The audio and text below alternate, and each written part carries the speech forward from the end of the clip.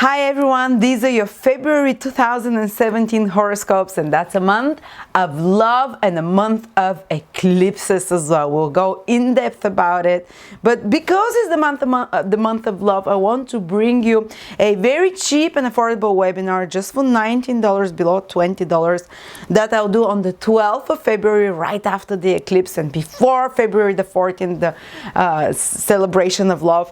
And it's gonna be on compatibility and love according to ancient method, Vedic method. We're gonna look at the soulmate chart, the 9 divisional on the Vamsha chart, and compare it to the birth chart of one person and the other. This is a technique that is very rare. I haven't seen anyone else use it, but one particular astrologer, and it's ancient one. It's given to her in Tibet, so it's amazing, guys. I personally use it a lot, and it shows whether you're soulmates, basically, because you can have sexual attraction and physical attraction with many people. Are you meant to walk the path together in this lifetime?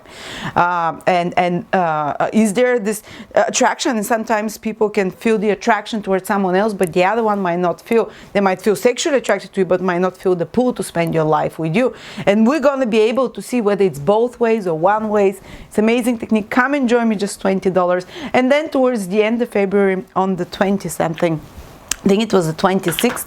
Yes, on Sunday again, I'm going to do a webinar all about Neptune. Those of you who took all about Uranus, my webinar, you'll get a discount for it. And so come and join me for this one. It's been success, 6-7 hours it carries on. Libra February 2017. Let's see what the month will bring to you guys. And I'm going to start by the 2 eclipses that are happening and how they're going to affect you. They don't directly affect Libra because they don't happen in the sign of Libra or the opposite one, Aries. This is when an eclipse can totally turn your life around and shock you out of, shake everything up. But they're happening in your 11th house, and they're happening in your 6th house. Exactly, yeah. So let's look where you can expect certain changes and where you can expect some fated events possibly to happen, because eclipses bring those fated events that we're meant to experience. They're a little bit out of our control, but we have to experience them, positive or negative. And this lunar eclipse, I don't want you to be afraid of it, because Libras, it's quite beautiful. Look how this is the moon. It's in Leo. It's in your 11th house, Libras. So kind of quite auspicious house. 11th house in Western astrology is considered one of the one that gains and rewards and titles and honors and financial gains as well, and friends and people that love us and benefactors and the public approval, basically. And this eclipse is an eclipse that gives to people, and the eclipse will be happening on the 10th or 11th of February, depending which part of the world you are in. But it doesn't mean that on the 10th and the 11th something positive will happen to you. Eclipse is active a month before a lunar eclipse, and up to 40 days after that very strongly can be felt, and up to 3 months fully after the eclipse. So I would say within the next 3-4 months you can see results in regards to this eclipse in the sign of Leo, which is a full moon eclipse, which is a very auspicious one, because look how beautifully the moon is aspected. It makes a perfect geometrical shape with other planets.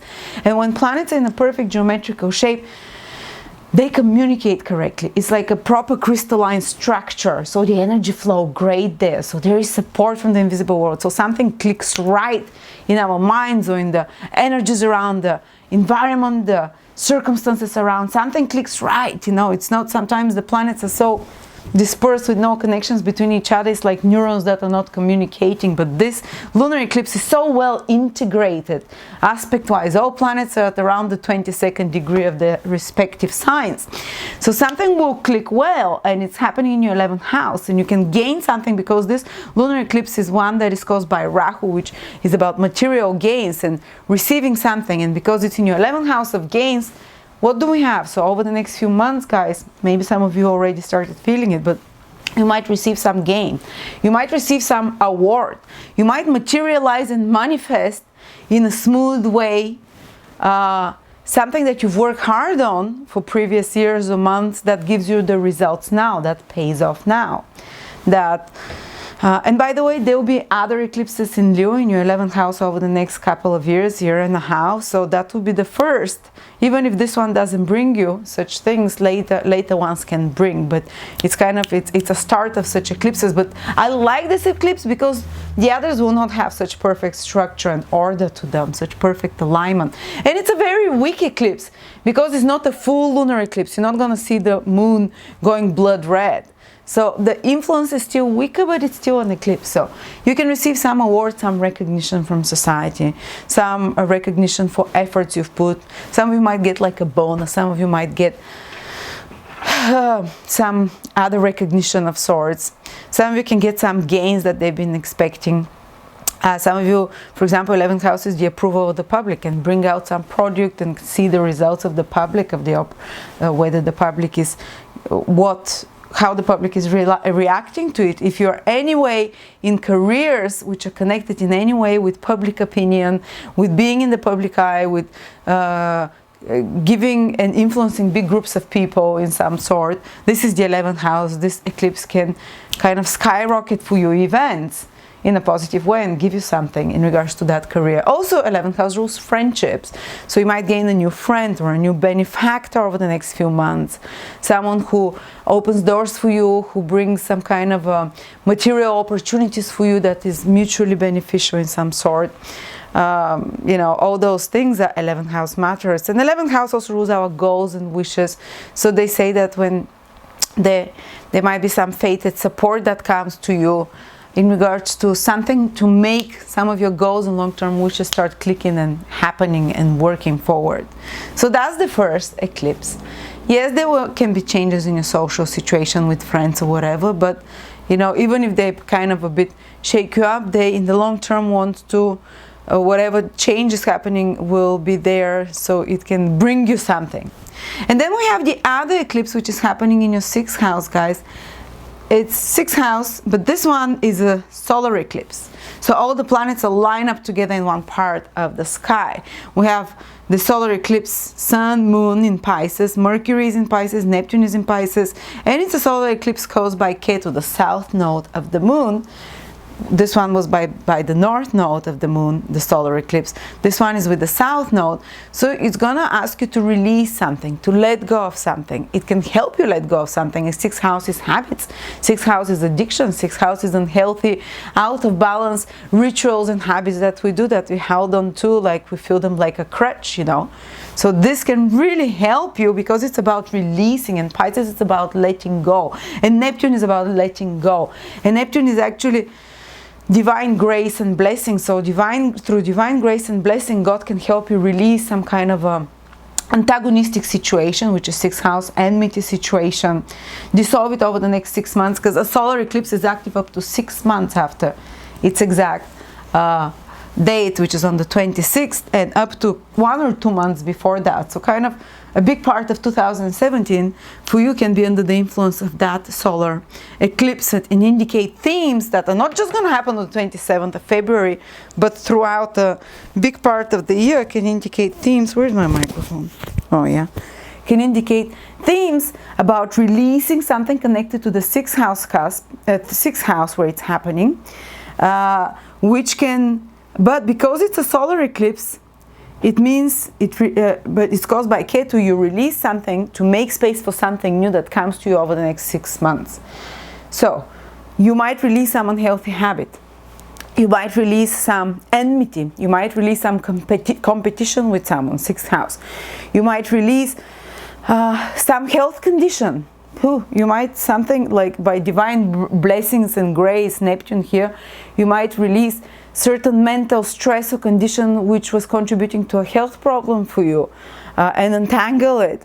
You might release certain situation that is 6th house rules, any situations out of balance, which is addictions, which is debts, poverty, where you're marginalized in some sort. If you've had too much enmity or attacks, or been marginalized, or been in a situation of mindset of poverty, mindset of victimhood, mindset of poor me, this eclipse can create, even if it's not on the outer level to see immediately results, it can create some alchemical magic in your brain of releasing certain attachments to thoughts of victimhood, of poor me, of enmity, and states of victimization, and states of addiction, or states which are out of balance, and mental states of poverty. That's the side that I can see can be good. So it can make space for healthier such routine thoughts in your head, or it can release like a bad habit for you, for example. That's the positive way how it can manifest for you, this eclipse, guys. The negative way is that what can happen? I don't know. This is about releasing, and maybe sixth house rules work and duties and responsibilities. So maybe some of you might, not all Libras, but some Libras might go through something about releasing certain career, certain job, employment. Sixth house is when you're employed by someone, you're giving service, you're working for the man. So with an eclipse there might be a big change there in regards to their work. For example, having to let go of one job. But don't worry, even if you get fired or redundant, or you have to let go of certain process at your work that's happening, maybe not the whole job, but a certain environment and situation at your work, certain obligations there.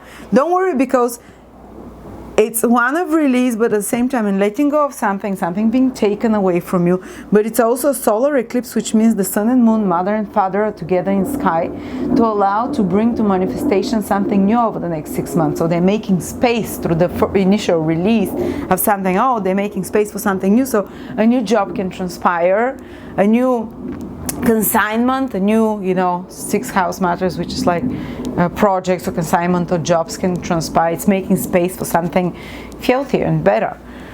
But it's just the uncertainty of the situation that makes us fear eclipses so much, especially this one in Pisces. A person can feel very confused, very unclear about the future, very like, oh, everything is a potentiality, I don't know, you don't have a clear idea.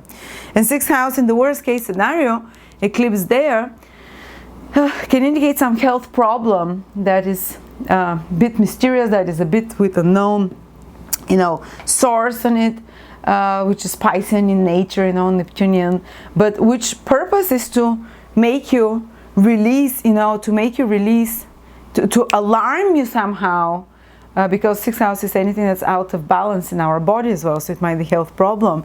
And if something like that appears, it might be to alarm you that something has to change in your daily routines and activities. What do you eat? How do you exercise?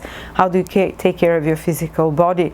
And to make space for new such routines that comes over the next 6 months, because sun and moon together creating new life, and maybe even to approach your health with some more spiritual ways, maybe through meditation, maybe through relaxation, because this is Piscean energy, maybe through hydrotherapy, something watery, maybe through sound healing, because Pisces rules all kind of alternative, more spiritual healing methods, releasing methods, which can help actually release built up negative energy, which could have transpired in a health issue in your life for many years even,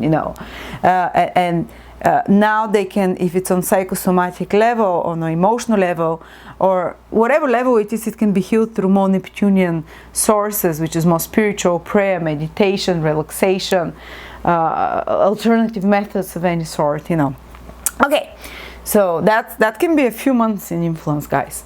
Then the next thing we have, big news, Venus and Mars are in your 7th house, the 2 planets of sexual appeal and attraction, guys. And most of February they're in your 7th house of other people and relationships, so this can be more sparkly time for a relationship. This can be where you find yourself surrounded by more sexually attractive people, by more magnetic people, by more charismatic people, more driven. Mars is more driven, but Venus as well, charming as well, might be more bossy but at the same time charming. And this can trigger your love life, so good for February, for February. And by the way, Venus will stay in your 7th house in March as well, February, March, because it's gonna get retrograde, but we'll speak about that in the March videos. So a series of important relationship developments are starting to happen, guys, with Venus ingressing, as we call, into your 7th house of relationships, and it's gonna go retrograde there in March. So the first signs of what's going to happen is when Venus enters already into Aries. So in February you might start seeing this, the what's it called, the seeds of what's to develop in regards to relationships over for you, but it might be quite considerable and important, especially towards March and April when Venus is retrograde basically. But yeah, you can, important relationship developments as well, important, and they move forward, so it's first like forward movement, going ahead, you know. And then Jupiter is turning retrograde in your sign Libra. So Jupiter turns retrograde every year for around 5 months, but for the first time in 12 years Jupiter is turning retrograde in the sign of Libra. And you know, many Libras wrote to me, Libra Sun, Libra Moon, Libra Ascendant people, and they said, oh, Jupiter entered Libra and passed my Sun or my Ascendant and my Moon, and nothing happened. I got some few ideas, some things that came, but nothing materialized, or some said nothing even came at all. I just felt a little bit better and more uplifted for a week, you know. And they say, this is all bullshit. It's not happening. It's not bringing me anything. But guys, we need Jupiter to start moving retrograde in order for us to integrate or to bring those opportunities or ideas or something that was in the forming which didn't quite materialize when Jupiter was moving forward. Maybe it was just forming there in the astro, in the invisible world, so it didn't catch and get closely up to you. Maybe you just had an idea or an inkling or nearly, or an opportunity that nothing happened out of it, because Jupiter brings opportunity and growth and possibility to study something new, to start a new beginning when it enters your ascendant, to start to grow, to progress. And don't be impatient, because first Jupiter has to go retrograde till June, starting from February, so you can internalize those new impulses that came from Jupiter, the impulses of inspiration, of higher knowledge, of more confidence and self-belief. And when Jupiter starts moving back, you integrate them and you start vibrating with them. And so I just want you to be more patient, Libras, because you're going to see the result of Jupiter being in your sign, which we consider so positive overall astrologers and so rare once every 12 years. You're going to see it by the time Jupiter comes out of Libra, actually, or by the time Jupiter starts moving direct. So basically from the summer onwards, 2017. And because first it needs to, the energies to integrate. That's why it's going back over your planets to kind of to implant it deeper, for you to internalize it, to internalize the energy of higher vibration that Jupiter brings. And when you internalize it, you start vibrating on a higher vibration, you start believing more in yourself, you find the right sources of information and higher knowledge which will help you make a plan together, which will help you find Dharma and purpose, because Jupiter brings higher meaning. Dharma brings opportunity. Often people that starts businesses or projects when Jupiter transits their ascendant, sun or moon sign, these are so-called fated projects, fated careers, the ones that are leading you on your path to fulfillment, to finding your higher purpose. Or like I started my astrology business when Jupiter was transiting my sun sign without any planning. This is just when it took off. But it took a lot of hard work, especially when it was retrograde, going over and over. So when Jupiter now turns retrograde for you, guys, some opportunities from the past can start coming, or some ideas that you thought about, or some impulses and feelings of feeling somehow different can start coming from the past. So they implanted, integrated, and you have to work hard on them, because a retrograde planet requires 3 times more hard efforts and work. But by the time it turns direct, and maybe by October when Jupiter comes out of Libra, you'll have seen 3 times stronger results and more powerful results. So not immediately, especially when it's retrograde, the results might be stalled, might be retarded. It doesn't mean Jupiter is not benefiting you. It means it's working in a more invisible level, on a more deeper level. It's working, it's almost like working behind the scenes to prepare those new things for you, those new opportunities. You are doing it, you know. You have to do the hard work anyway. But psychologically, Jupiter is helping you to get the right state of mind and to get the right resources and information, because Jupiter rules higher knowledge. So might be working on preparing some business you're going to start, on preparing some new beginning in your life. In maybe when Jupiter first passed over your sun, moon or ascendant, when it was moving direct, nothing happened, but now you can make it happen, because when it's retrograde, it's about us basically putting the efforts and coming back to us. This is an idea, and we're trying to, with more hard work, to make it happen. And as we said, by the end of the time when Jupiter turns direct, you would have better, more abundance. You would have started some new beginnings. You would have benefited, if it's your sun in Libra, maybe through career and social status of men. If it's your Venus, through love. If it's your moon in Libra, through you know, something to do with home and family and motherhood and women. If it's, and because it's happening in your own sign, Libra, so you would feel it the most. So don't go being upset why Jupiter is not bringing me anything, and here we go, now it's turning retrograde, so it slows things down and those opportunities. No, actually it wants to reaffirm them and bring them back, or make you aware about something that possibly slipped your mind as an opportunity earlier. Yeah,